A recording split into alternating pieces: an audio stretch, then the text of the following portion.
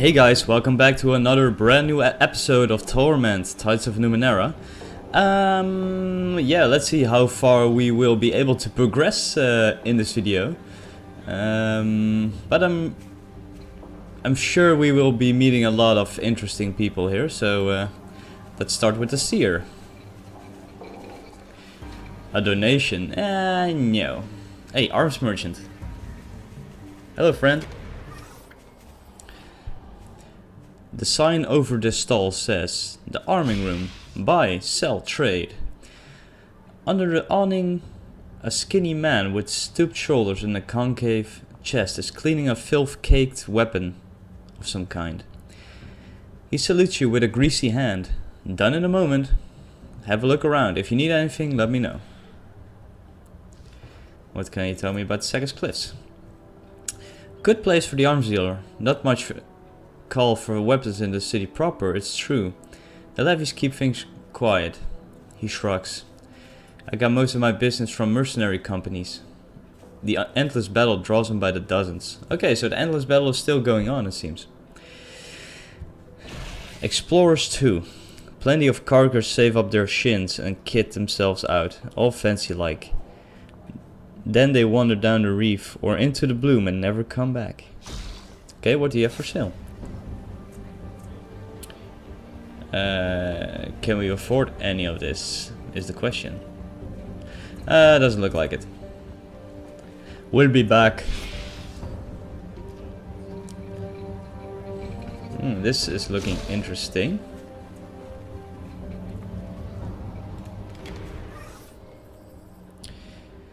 Nearly every inch of this merchant's body is covered in tight wound ropes and furs. A hood obscures its head and a mask conceals its face. It caresses a cracked, ancient scroll with dark fingers. It notices you and gently taps its similarly dressed companion on the shoulder, leaving a smudge of fibrous ink. Surprise and bitterment. Oh. Felinda recognized the thief at once, the creature says, crossing its swaddled arms. Perhaps he imagined that by speaking with Steristi, he would evade Felinda's notice. Unfortunately for him, nothing ever did.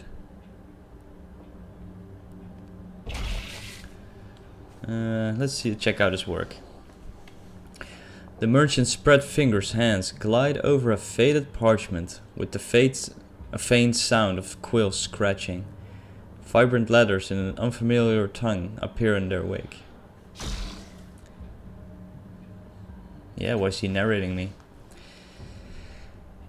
He either ignores you or does not hear you. Why don't you talk?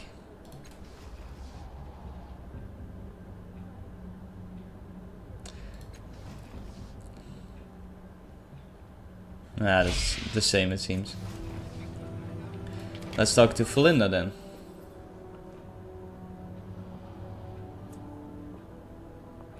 Alright, so it looks like he's, or she is exactly the same dress as him. This doesn't stop you from noticing that it is apparently furious with you. Trembling, it bats at its similarly dressed companion. Both of them turn impassive masks back to you. Neither Felinda nor Steristi could believe it, but the thief had come back. Had he come in shame, ready to return what he had taken? No, his hands were empty. His expression baffled. Felinda crossed his swaddled arms. Perhaps the thief had simply forgotten to return what he had borrowed, but this made him no less of a thief.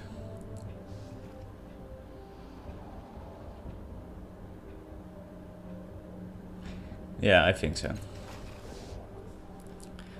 The thief asked. Felinda faltered, but only for a moment. The merchant's memory was as organized as a library shelf, and it remembered this face, twisted with desire for the very book in question. It remembered the same voice making promises it apparently had no intent of keeping. Felinda thought the thief's lies were more convincing before. 10 years ago, this thief had borrowed a book. Felinda wondered if the scoundrel was possibly unfamiliar with the definition of the word. It did not mean taking a thing and keeping it, after all. Staristly pointedly returns to work, ignoring you both. Felinda sighs, massaging its temples with gloved hands. But in the end, Felinda took a deep breath and asked the thief to simply return the sealed and long overdue book with the 5-covered sigil on its cover. Okay, yeah, I'm curious to know. The cunning thief said, hoping to arouse doubt in Felinda's mind, but the hope was a foolish one. Felinda was memory in the same way that the thief was fatty tissue, fluids and chunks of calcium. The merchant crossed his arms. Felinda was out of patience. Was the thief going to return the book or not? Yeah, let's go look for it. The thief declared, and Felinda was satisfied, temporarily. And with that, the merchant returned to its work as well. Alright, let's go. I'll remember that. So I think we... Damn, look at this. Can we track one or something? Oh, this is extra info, it seems. Okay.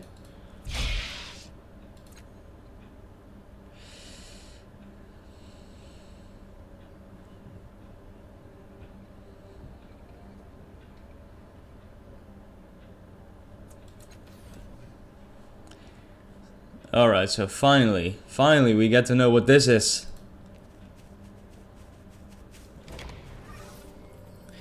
Just getting a sip of water.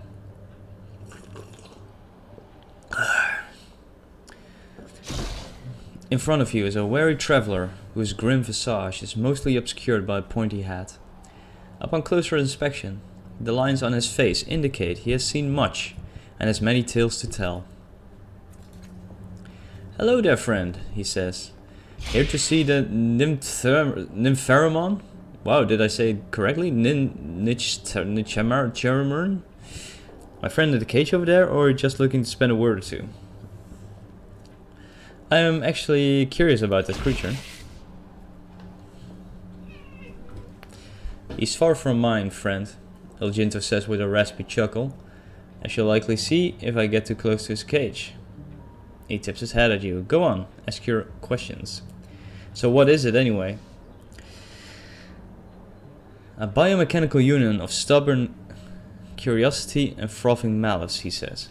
Who made them, no one can say, but they cannot be trusted or befriended. Cross their paths or thwart their incomprehensible whims, and they'll kill you if they can. Yeah, is it a he?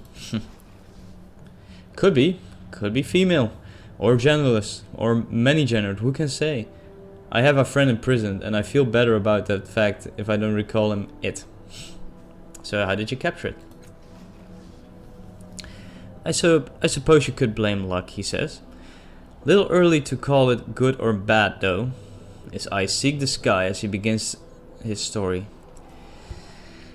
I was working on, well, call it a trap, in a valley through some nameless ruin. Kanadu was off hunting for dinner, and I work in a daze. Always do when I'm concentrating. A smile flits across his face. Near sunset, the trap was still in pieces, and I hear Kanadu roaring my name. I turn just in time to see our guest bearing down on me.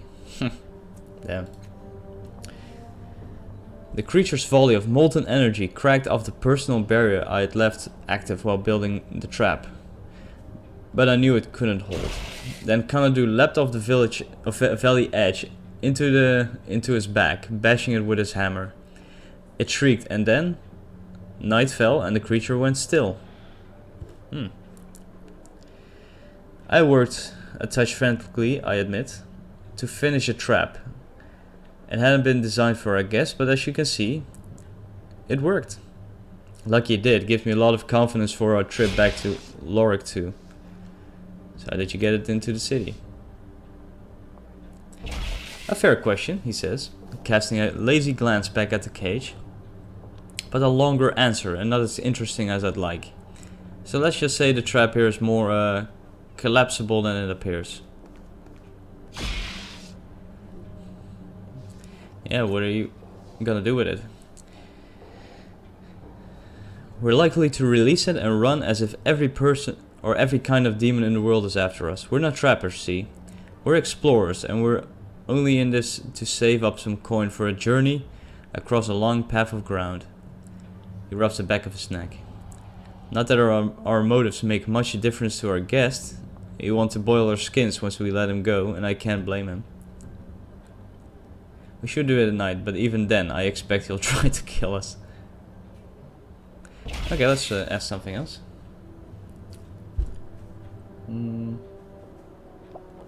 Does he know someone who can repair a complicated device? It must be in desperate shape if you're patrolling the circus, talking to strangers, he says. Do you have a piece of the device? Might be that I can offer my opinion. A new device, perhaps I can use it to improve. No, this we will not do. Yeah, let's show him the crystal shard. He accepts the crystal shard with great care, turning it over and over in his cracked hands. In the silence you catch a hint of wood smoke and notice that his eyes have turned slate grey. Living crystal, he mutters at last, seeking a greater whole. Still warm, maybe alive, maybe thinking. He hands the shard back to you with a touch of regret. Interesting piece of tech, but not one I know much about. Sorry, friend. Try asking around some more. Not a piece of tech I can use either. Ah well. I'm really glad that we actually got this perk, because it adds really a lot to the dialogue. Really cool. Okay, let's check up the creature.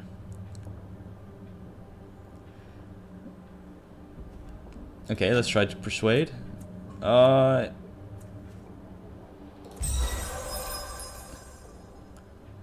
You can find a place to sleep, or yeah, okay. So yeah, we need to find a place to sleep pronto. Alginto serves you with an unreadable gambler's stare, stroking his chin with a cracked thumb. Finally, he smiles. Always nice to meet a fellow barterer, he says, and takes your money. Visit our guest whenever you're ready. Ooh, exciting. Worth every shin, I promise, he says, pocketing your admission fee. Visit our guest whenever you're ready. Okay. Fine.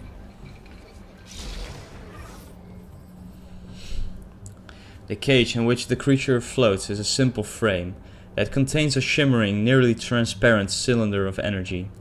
It emits a low hum, barely audible, that sets your teeth on edge.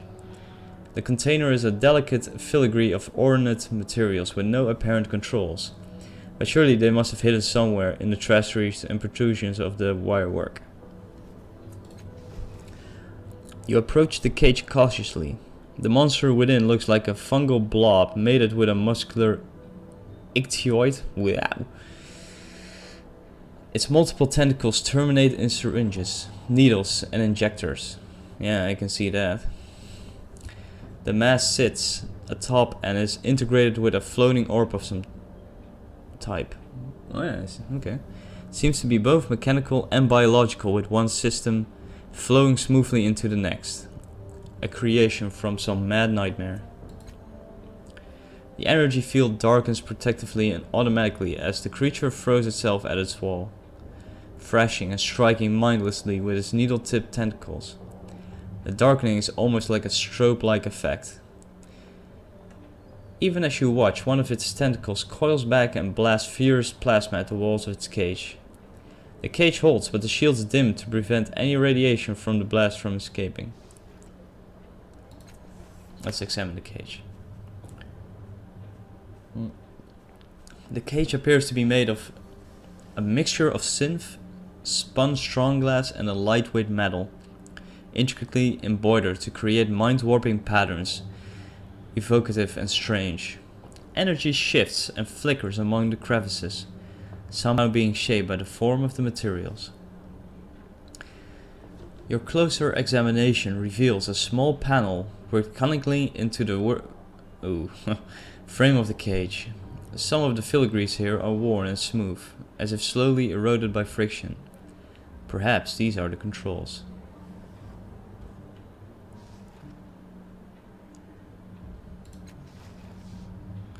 Oh, can it speak?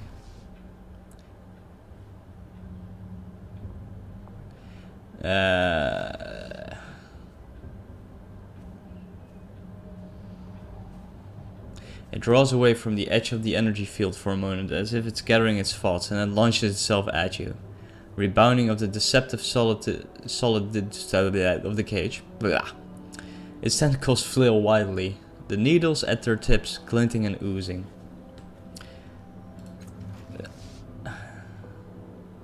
A dim light builds underneath the nychthemeron, the orb at its base glowing brighter and brighter. Two tentacles stroke it, and they pull out a streamer of bright lightning. They stretch it between themselves, building in intensity, and they hurl it at you. The walls of the cage darken instantly, and when they lighten again, you see the monster within flailing and crashing fruitlessly against the invisible walls. Nah, it cannot understand me. And what if we touch the cage? You reach out to the cage, your fingers hovering over some of the cunningly worked materials, and then you lay your hands on the cage. You close a circuit in the energy somewhere, or you become part of it, and strange energies jolt through your body. The shock hurls you away from the cage. Ow.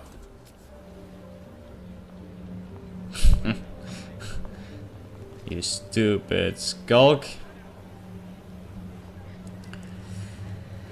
Alright, now let's see what Kanadu has to say. This large, bald, broad-shouldered man turns to face you. You freeze. It's not his dark cloak or a sledgehammer. It's that beneath his mustache and goatee, he's so ugly that he scared his own mother in a dark alley. Damn. If that's the case, you're really, really, really ugly. He gives you an abrupt nod, and you get the distinct impression that here stands a man who enjoys the boredom of standing guard in the company of his own thoughts. Slow day. Good. Nothing wrong with a slow day. He lays his gaze over the city skylines and falls into a patient silence. Okay.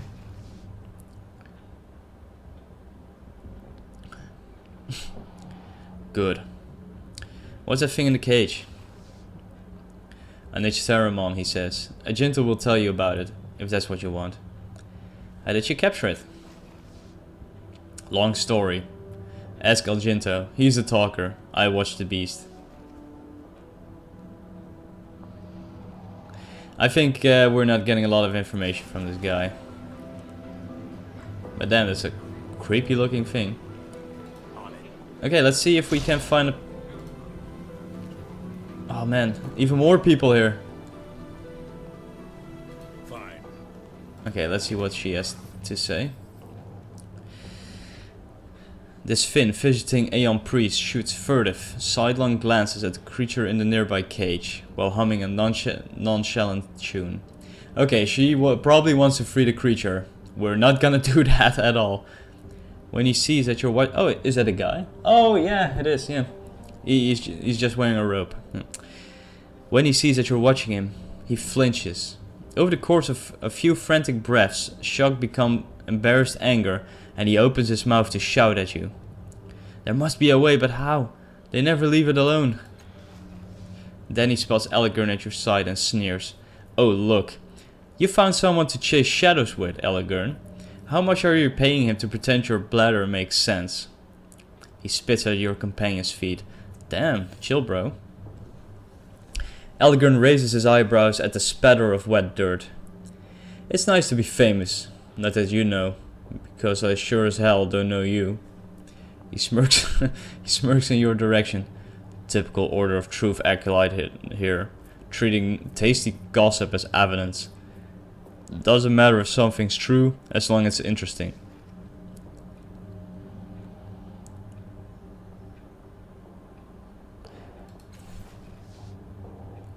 Elegant barks a laugh. Maybe. Most of them sure as hell aren't chasing the truth anymore. You turn back to Belazir. The young priest is regarding both of you sourly. Okay. What do you know about the creature? What? Belazir says, jumping. And he takes a breath and struggles to sound offhand. It's a nychthemeron, a biomechanical creature. An information gatherer, in fact. He seems to calm down as he speaks warm to the topic. They're dangerous though. You can only speak to them at night. During daylight, they'll attack without... Oh, that's interesting. They'll attack without provocation. Oh. Okay. Oh, that's interesting. Attacks without thinking, huh? Elegant says, smirking at Belazir. You're practically twins. You're planning something, aren't you?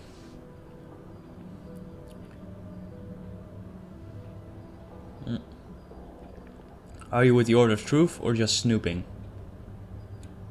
I'm a friend. Okay, let's see if he has any points left. It's gonna be close. Oh, he made it. Good job. Really, you can see the doubt on his face, but it quickly gives way to relief. I thought they would have sent someone by now, but you'll have to suffice. I'm working on something dangerous and important. Belazir glances around the plaza as if looking for spies, then beckons you to him. I have a device, he says in a hoarse whisper, that can probably be heard from meters away. If someone can get close enough to affix it to the creature's cage, it will activate and teleport the nychthemeron to the Reef of Fallen Worlds, he snickers, and rubs his hands together. And then... It's an insane plan, yet how else can I make a name for myself? Greatness demands risk. You'll set it free? What? Of course not, his lips curls. Why would I go through all the trouble to help the creature? Wow, okay. Biomechanical organisms fascinate me, and nychthemerons doubly so. I've never gotten to examine one up close. So, he lowers his voice. I want to teleport the creature out of his cage, kill it, and bring me the memory organ. Yeah, it's a sentient creature, so isn't that murder? Please, Belazir says, rolling his eyes so hard you're surprised you can't hear them squeaking in their sockets. It's a machine. It's not alive. If it makes you feel better, tell yourself that you're deactivating a faulty device. That it will defend itself with lethal force.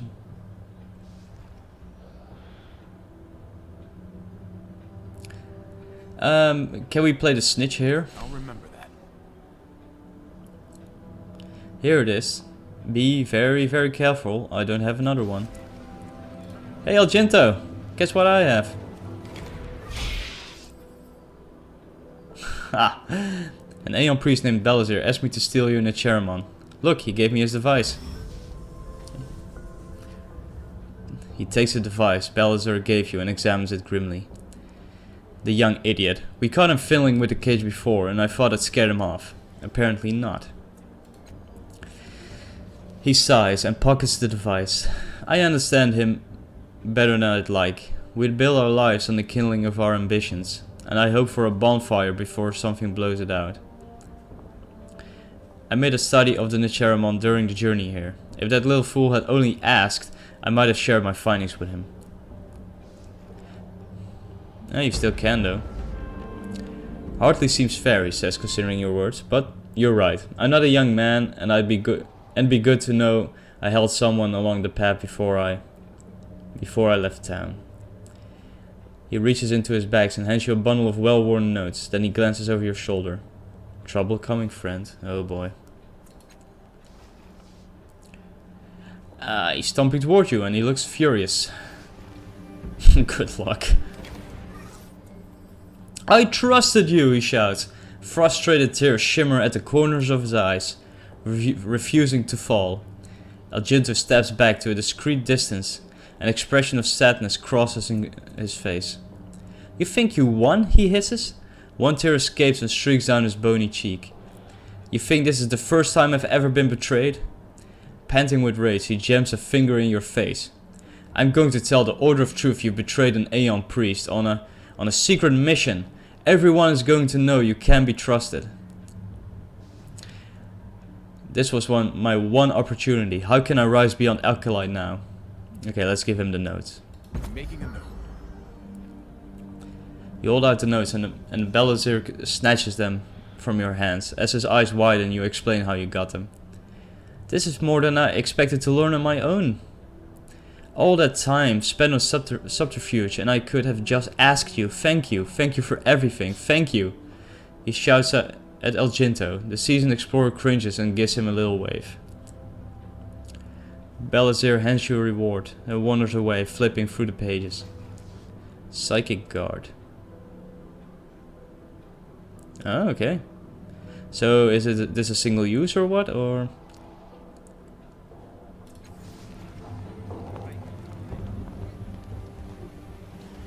See, everyone is happy. Yuppie! Okay, let's see what this does. An ornament. Okay. Allows you to carry additional ciphers. I still can only carry 3. So what's that all about? Oh, well. Well, that was a fun episode. I'm calling it quits for today anyway. I do think we need to get some rest in the next